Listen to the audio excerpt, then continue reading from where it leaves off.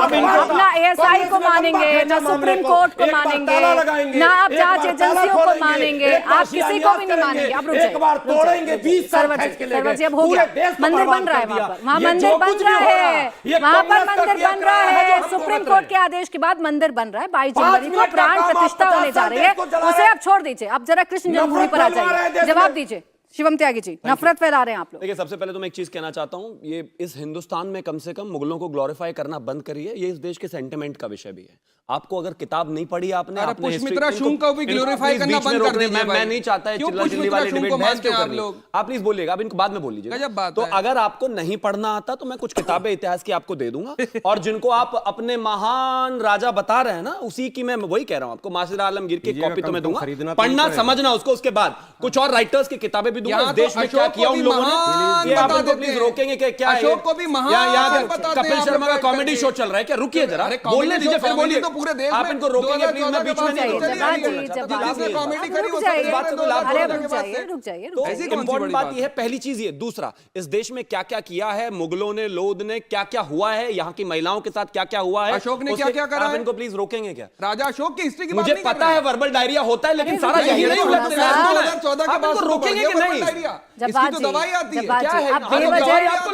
अगर बेवजह आकर यहाँ पर आपको सिर्फ कुतर्की करना है तो चर्चा का कोई मतलब नहीं है। आप बीच में अननेसेसरी लेकर जा रहे हैं, आप अननेसेसरी लेकर जा रहे हैं। सर्वर साहब भी बैठकर सुन रहे हैं ना, लेकिन अपने समय में करें। Thank you. अब मैं आगे आना चाहता हूं। जहां तक बात श्री कृष्ण जन्मभूमि का है, 10 एग्जाम्पल्स उनको दिए गए हैं, 10 ऑप्शन दिए गए हैं। ये जो दोनों महाशय बैठे हुए हैं, अगर इनके पास कोई कागज हो, कोई रजिस्ट्री हो, कोई जमीन की खसरा खतौनी हो, कोई पेपर हो, तो भैया हमें भी लाके दिखा दो, तो आप कम से कम उसमें एंटाइटल्ड हो जाओगे बहस करने के लिए कि हमारा भी कुछ है। इनके पास कागज नहीं है, इनके पास पेपर नहीं है, इन जमीन का इनसे कोई लेना देना नहीं है, ये उसके बारे में कुछ जानते नहीं है, उसका हिस्टोरिकल बैकग्राउंड इनको पता नहीं है, और ये आकर कहते हैं नहीं नहीं नहीं, आप तो नफरत फैला रहे हैं। नफरत नहीं फैला रहे हैं। 10 सेकंड और दीजिए, मैं सिर्फ एक चीज और कहना चाहता हूं।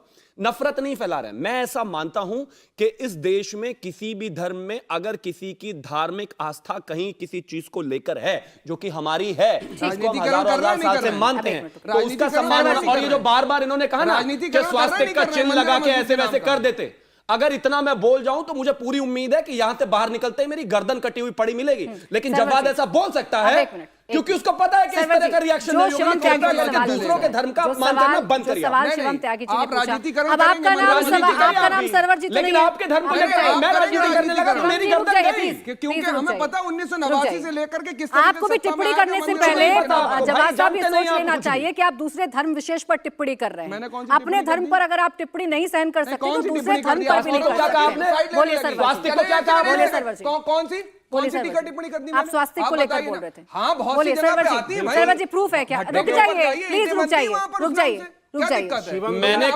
मैंने कहा आपके नंबर को लेके कोई उस पे कमेंट किया या मैं कर रहा हूं? प्लीज नहीं, मुझे तो निचले स्तर पर जाना ही नहीं है। प्लीज जवाब उठिए इससे ऊपर। शिवम त्यागी जी के जो भी पॉइंट्स अभी हैं, मैं 100% सहमत हूं। एक तो आस्था का उन्होंने प्रश्न किया, तो आस्था का महत्व जितना आपके लिए है उतना ही हमारे लिए भी बिल्कुल है, ये तो माना ही जाएगा। बिल्कुल है। और जब कोई बात हो तो दोनों के आस्थाओं का सम्मान बरकरार रहना चाहिए। बिल्कुल है। कानून की बात इन्होंने कही कि आपके पास कुछ है तो कोर्ट जाइए। दरअसल ये भी जानते हैं शिवम जी, आप भी जानती हैं, हम लोग डिबेट पर जरूर आते हैं, पक्षकार तो है नहीं, पक्षकार की पैरवी कर रहे हैं। मान न मान मैं हूं पक्षकार नहीं है, मैं भगवान श्री कृष्ण का पक्षकार ही हूं। वो जरूर हमारी तरफ से लड़ रहे हैं, लेकिन इस देश में एक एक हिंदू का बच्चा पक्षकार है। कमाल बात कर रहे हैं। क्यों पक्षकार नहीं? बिल्कुल पक्षकार है। अच्छा ठीक है, एक सेकंड, अगर पक्षकार है तो जब 68 में समझौता हुआ आप कहते हैं वो नहीं है, वो नहीं है। अब अगर मैं 68 में होता या विष्णु जी 68 में होते तो हम तब भी लड़ते, लेकिन अब जब थे ही नहीं तो क्या करें बताइए। वैसे मैं नहीं, गजब बात हो गई। समझिए, अरे भाई मुझे पीछे ले जाओ। अगर आपके पास कोई टाइम मशीन है, मुझे बैक इन टाइम ले जाओ, मैं 68 में भी लड़ूंगा, वो भी 68 में लड़ेंगे, पूरी जिम्मेदारी है। लेकिन थे ही नहीं तो क्या करें? पक्षकार होता, कानून का की जुबान अलग है, कानून की ही जुबान से लड़ रहे हैं, धर्म की जुबान, सबकी जुबान अलग है। वो कौन सा भाला नहीं, तो विष्णु जी कौन सा भाला लेकर जाते हैं भैया? वो कौन सा तीर कमान लेकर जाते हैं? वो तो कानून की किताब ही लेकर जाते हैं। एक मिनट प्लीज शिवम जी, एक मिनट, सर्वर जी एक मिनट, मुझे आपको बीच में रोकना है क्योंकि समय मेरा यहीं पर समाप्त हो रहा है।